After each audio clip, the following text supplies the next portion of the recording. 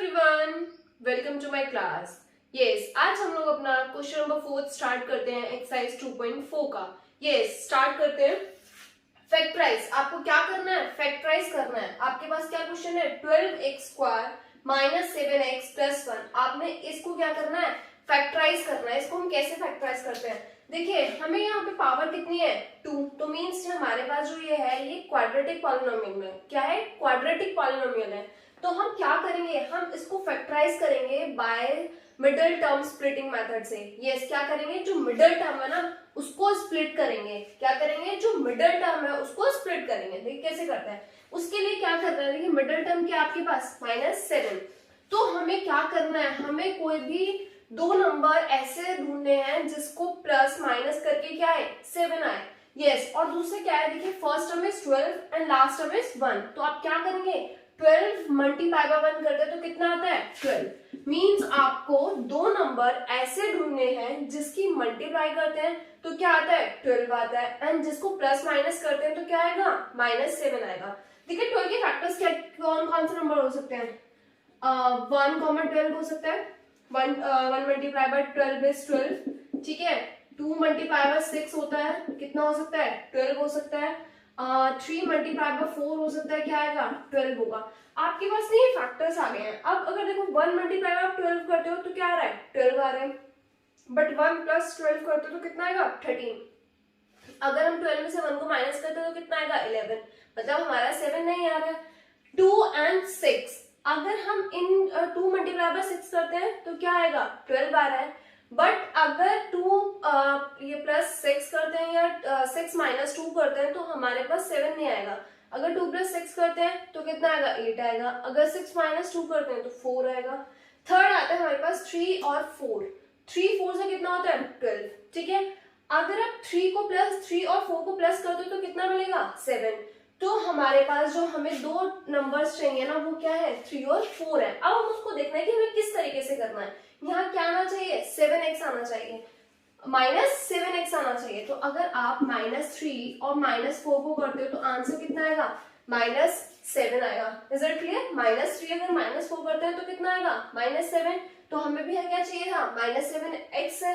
तो हम यहाँ पे क्या कर लेंगे? यहाँ पे भी x आ गया, यहाँ पे भी आ गया, तो ये कितना आ जाएगा? -7x। तो हमें जो दो नंबर्स थे स्प्लिट 7 को स्प्लिट करने के जो दो नंबर्स आए हैं हमारे, तो क्या क्या है? एक तो 3 है और एक 4 है। अब हम इसको सॉल्व करते हैं। देखो 12x² एज इट इज, ठीक है, माइनस क्या करेंगे आप? 3x minus 4x। तो हमने क्या किया? -3x minus 4x plus 1। Is it clear? अब क्या करेंगे? जो हमारे स्टार्टिंग के दो नंबर हैं, ठीक है, हमारे जो स्टार्टिंग के दो नंबर है उसमें से हम कॉमन निकालते हैं। क्या कॉमन आएगा? देखिए एक तो x कॉमन आ रहा है, ठीक है, और एक क्या आ जाएगा? यहाँ पे 3 है, यहाँ पे 12x है, तो क्या कॉमन आएगा? 3। तो आपको क्या कॉमन आ गया? यहाँ से आ गया 3x। Is it clear? अब यहाँ से क्या बचा? 6 आपने कॉमन ले लिया तो यहाँ क्या बचा? 4। यहाँ आ गया 4।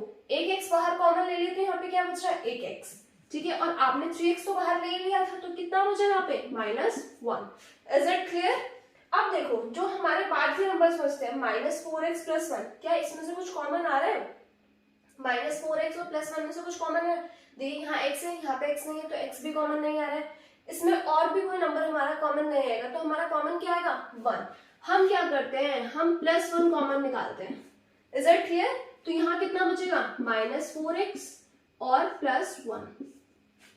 Is it clear? क्या हुआ? आपने -4x था और +1।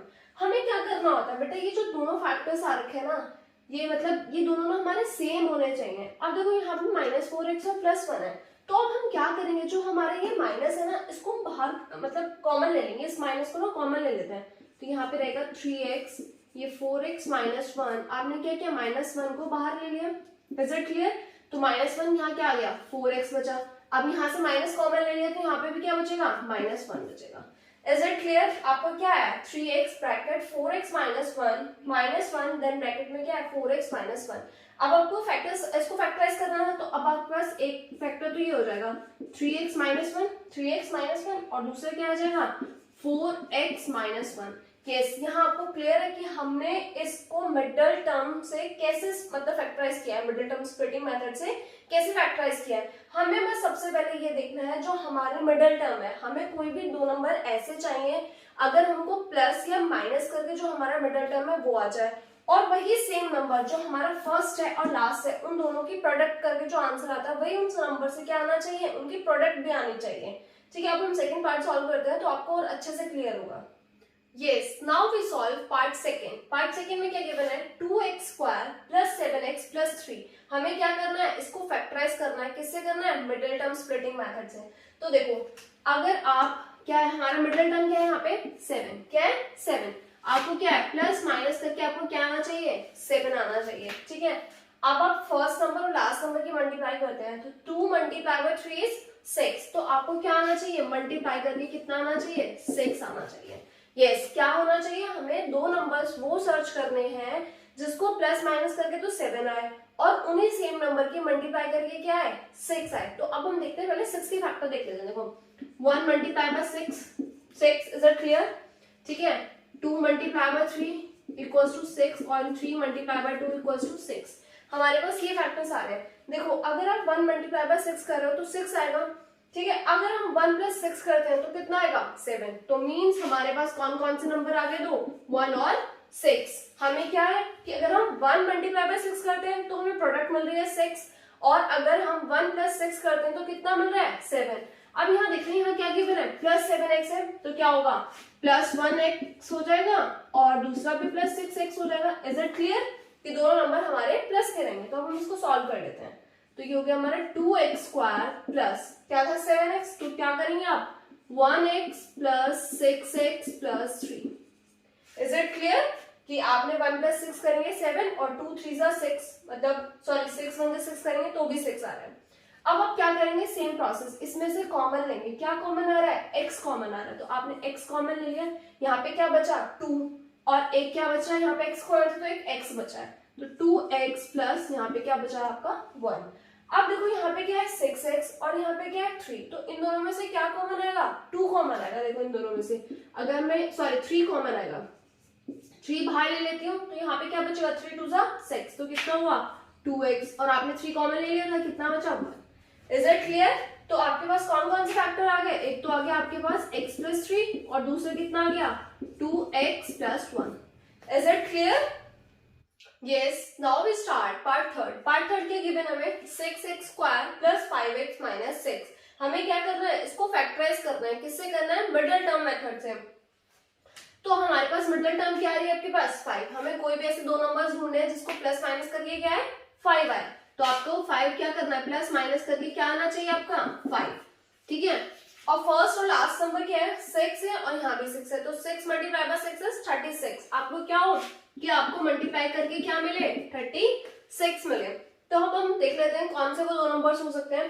देखिए अगर 1 मल्टीप्लाई बाय 36 करते हैं तो 36 आएगा, बट 1 प्लस अगर आप 36 करोगे तो कितना आएगा 37, और 36 में से 1 को माइनस करोगे तो कितना आएगा 35।